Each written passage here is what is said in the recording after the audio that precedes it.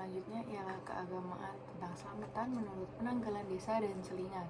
Selamatan sendiri menurut penanggalan sebagian tambahan dari siklus selamatan yang berhubungan dengan tahap-tahap kehidupan. Tahap-tahap kehidupan yang berhubungan dengan seorang individu, dan ada siklus lain yang kurang ditekankan dan dalam waktu yang kurang meriah yang berhubungan dengan kalender tahunan umat Islam. Setelah mengadopsi pola waktu Islam dalam menghitung bulanan menurut rembulan dan hari-hari suci yang berkaitan dengan yang makna ortodoksnya menjadi perhatian kaum santri saja. Orang-orang Jawa di sini juga sangat merasa berkewajiban merayakan periode waktu suci menurut satu-satunya cara yang mereka ketahui, yakni dengan mengadakan selamatan. Sekalipun demikian, kecuali untuk perayaan Maulid Nabi serta rangkaian selamatan yang berpusat di sekitar puasa, upacara-upacara ini hanya sederhana saja, tidak begitu penting dan hanya diadakan secara sporadis. Berikut adalah selamatan yang menurut penanggalan yang diakui oleh orang-orang yang ada di Jawa.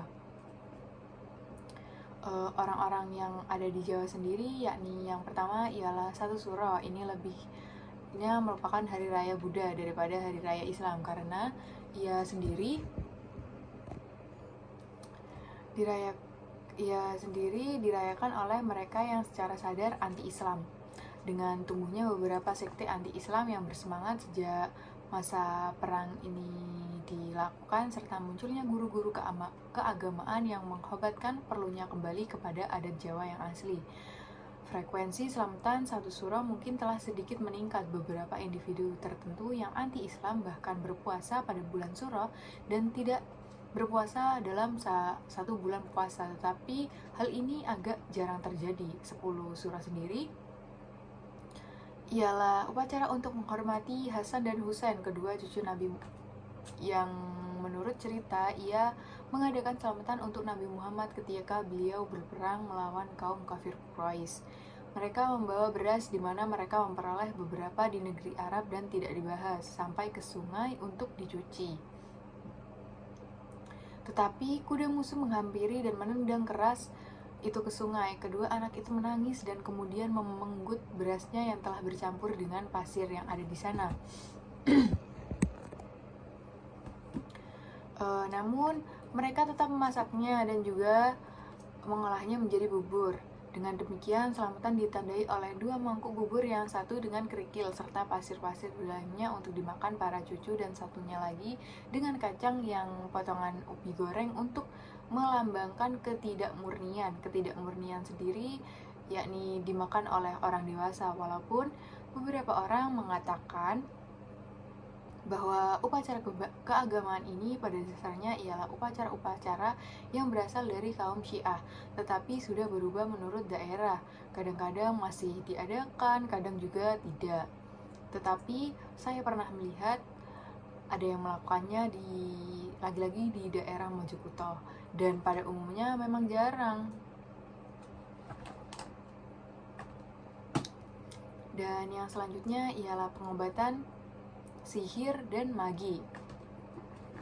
Dalam hal ini, dalam keagamaan di Jawa, kalau kepercayaan akan makhluk halus dan selamatan merupakan 2 subkategori yang paling umum dari agama abangan. Maka sihir serta magi sendiri berpusat di sekitar peran seorang dukun, merupakan sebuah kategori. Subkategori yang ketiga pada hakikatnya membatasi dukun pada konteks abangan saja tidaklah benar, karena kepercayaan dan ketidakpercayaan itu terhadap kekuatan mereka kepada seseorang. Hal ini menjalankan seni perdukunan tersebar di seluruh masyarakat Jawa, baik di kalangan priai maupun di kalangan tidak priai.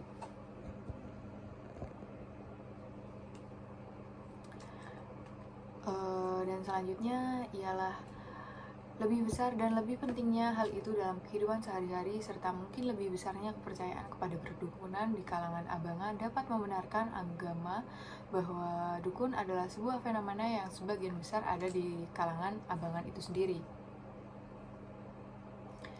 Dan santri-santri priai sebagai variasi sekunder dukun, tabib, juru sihir, dan ahli upacara sangat familiar di daerah Abangan ini. Ada berbagai macam dukun, yakni dukun bayi, dukun pijat, dukun perewangan, atau dukun calak atau dukun sunat. Dukun wiwit yakni ahli upacara panen, dukun temanten adalah upacara perkawinan, dan dukun petungan ahli meramal dari angka, dukun sihir juru sihir, dukun susuk ahli mengobati dengan menusukkan jarum. Jarum emas itu dimasukkan ke dalam sebuah kulit dan mengandalkan tabib atau mantra, atau dukun jampi tabib yang menggunakan tumbuh-tumbuhan. Dukun siwer ahli mencegah kesialan alami seperti mencegah hujan ketika orang sedang mengadakan pesta besar, mencegah upaya piring tidak pecah pada pesta dan sebagainya. Dukun tiban atau tabib yang kekuatannya sementara dan merupakan hasil dari kerasukan makhluk halus. Dan yang biasanya seseorang merangkap menjadi berbagai jenis dukun. Dia bisa menjadi dukun apapun kecuali dukun bayi. Dukun bayi tidak bisa dirangkap. Sebuah status yang dicandangkan khususnya untuk perempuan. Beberapa tipe dukun kemanten misalnya bukan merupakan ahli yang sebenarnya biasanya dipanggil secara acak sambil lalu setiap orang yang lebih tua itu menguasai pengetahuan yang ada di dalam perdukunan tersebut sebagai tradisi. Seorang yang menjalankan beberapa keahlian ini sekaligus bisa disebut dukun biasa atau hanya dukun saja, tanpa keterangan yang khusus, dan dialah yang paling penting. Dia adalah ahli magi umum dalam masyarakat dan tradisi atau tradisional, berguna untuk semua orang yang sakit, baik fisik maupun psikologis, peramal kejadian masa depan, penemu barang-barang yang hilang, menjamin peruntungan yang baik, dan biasanya tidak segan mempraktikkan sedikit sihir kalau memang itu diperlukan ya, kayak semacam memperlihatkan ilmunya. Dan yang selanjutnya ialah sekte abangan modern. Selain pembagian antara abangan, santri, priai yang telah saya tekankan tadi, ada lagi pembagian kedua yang harus dilakukan, yang tanpanya kebanyakan kepercayaan dan perilaku keagamaan di Mojokerto akan sangat sukar ditafsirkan. Ini adalah pembagian antara kuno atau kolot atau SDM rendah pada saat ini. Kuno berarti tradisional, cara zaman dulu. Modern mempunyai arti persis seperti bunyi. Kata itu sendiri modern dan kontras antara kata Jawa dengan kata kedua yang sama sekali bukan kata Jawa, tetapi dipinjam dari bahasa Belanda lewat bahasa Indonesia, yang memberikan gambaran dari kontras antara kepercayaan dan percaya keagamaan, ideologi serta moral yang dimaksud oleh istilah itu. Untuk orang kuno sendiri, adat kebiasaan ialah digunakan oleh orang tua. Mereka adalah cukup baik, sementara godaan masa kini dianggap sebagai jeratan dan angan-angan belaka bagi orang modern, yang kebanyakan mengelompokkan di kota. Ada keperluan untuk mengubah kepercayaan-kepercayaan pada masa lampau agar selaras dengan apa yang mereka anggap sebagai tuntutan yang ada di muka bumi ini sampai saat ini. Bahkan perubahan semacam itu kadang-kadang secara paradoksal mengambil bentuk pengembalian kepada bentuk-bentuk kepercayaan yang ada di masyarakat yang dianggap lebih awal dan lebih murni, atau yang biasa kita sebut dengan sebutan nenek moyang, yang lebih memutuskan daripada kemerosotan yang menggiringinya. Hal itu tidak mengherankan jika dilihat dari berbagai kajian antropologi tentang gerakan kebangkitan kembali keagamaan di berbagai belahan dunia, atau malahan dalam sejarah atau agama Kristen. Para rasul Kristen juga mengutuk masa kini atas dasar ukuran masa lampau. Kontras antara kuno dan modern tampak saling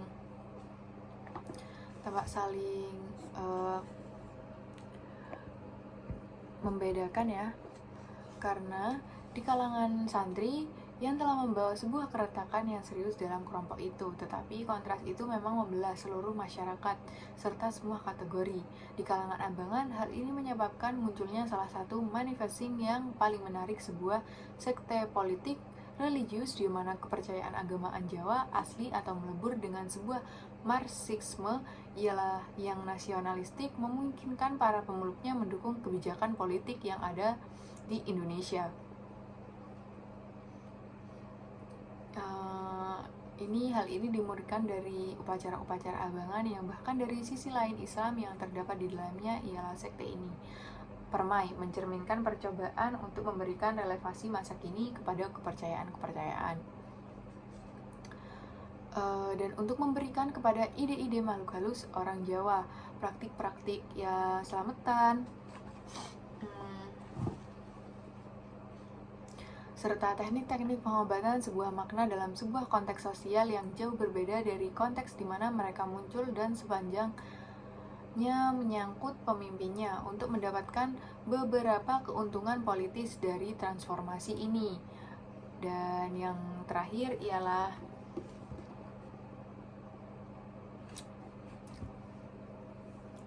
santri versus abangan.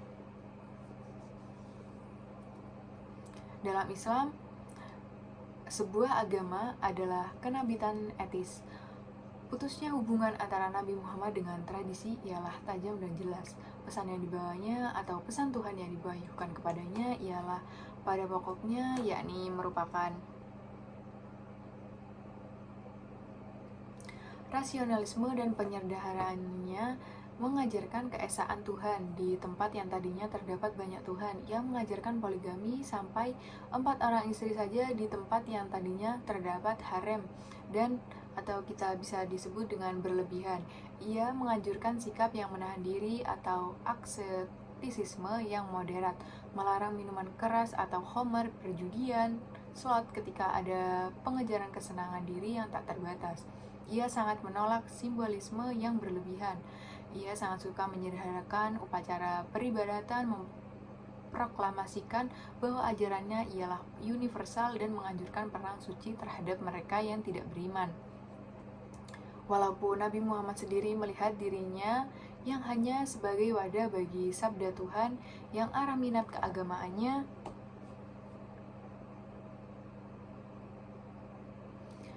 yakni tidak transendental melainkan terkait dengan dunia nyata. Reaksinya terhadap dunia manusia yang dikemukakan bukan merupakan sebuah penolakan yang radikal, bukan merupakan sebuah pelarian kepada mistisme dengan kejijikan yang keputusan, tetapi merupakan sebuah percobaan langsung untuk menguasai secara aktif jejak permulaan karirnya sebagai juru dakwah di negeri Arab.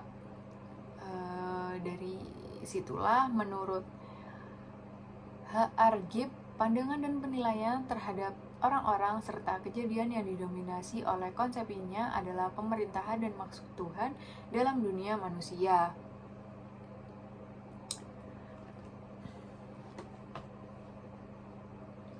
Namun, kerasulan adalah sesuatu yang cepat berlalu karena banyak hal yang mengikutinya secara langsung.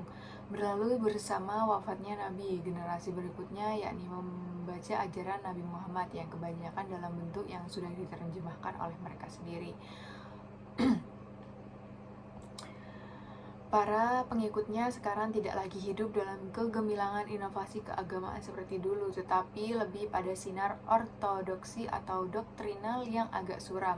Karena sebagaimana agama Kristen, agama dokter terpelajar, kaum ulama, mereka yang hanya mengetahui atau menghubungi inti asli Islam, dan menyelimutinya dengan konstruksi doktrin serta hukum penafsiran dan kodifikasi yang disusun rapi. Intinya Islam terletak pada salah satu yakni Al-Quran dan hadis.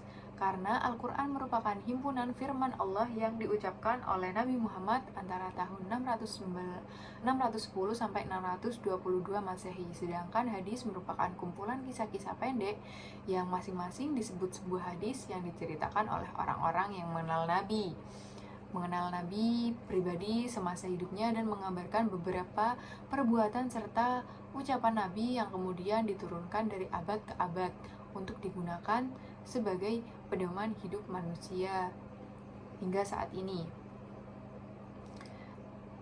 Jadi itu saja menurut saya dengan pemahaman yang saya pahami. Kurang lebihnya mohon maaf. Wassalamualaikum warahmatullahi wabarakatuh.